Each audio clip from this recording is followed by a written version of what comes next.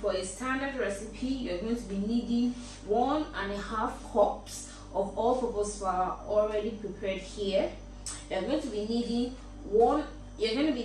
half cup and then 1/4, that is half cup and 1/4 of a cup of the granulated sugar as seen here already. This is the granulated sugar.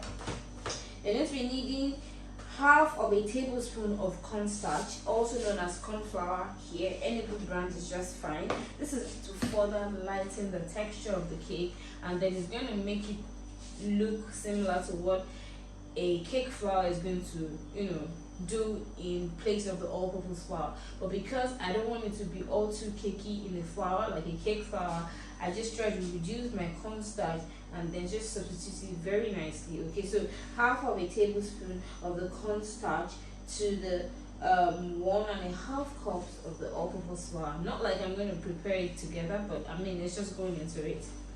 Next up is going to be 1 teaspoon of baking powder, okay, and then 1/4 teaspoon of baking soda. Note that the baking soda content in this recipe is lesser, because if not, you don't want to end up with a heavy or a dense textured cake. Okay, so now you're going to be needing 1/4 teaspoon of salt, the regular table salt.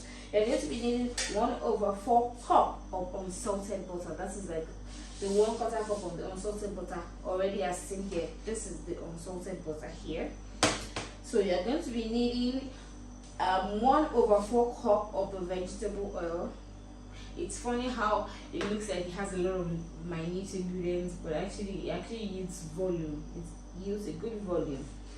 And then let's go ahead now. We're going to be needing again 1/4 and 1/8. This is 1/4 of a cup, and then half of the 1/4 of a cup. That is 1/8 of the buttermilk. This is buttermilk.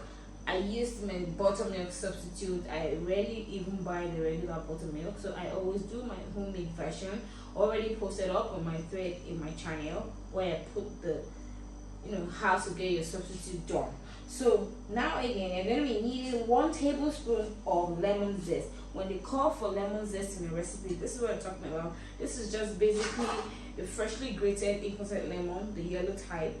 Grate it with your fine grater, the fine part. So, and then avoid using this white part in it so you don't get a bitter taste. So this is what is the lemon zest really. So it's just a taking time, but yeah, this is what it is. So you're going to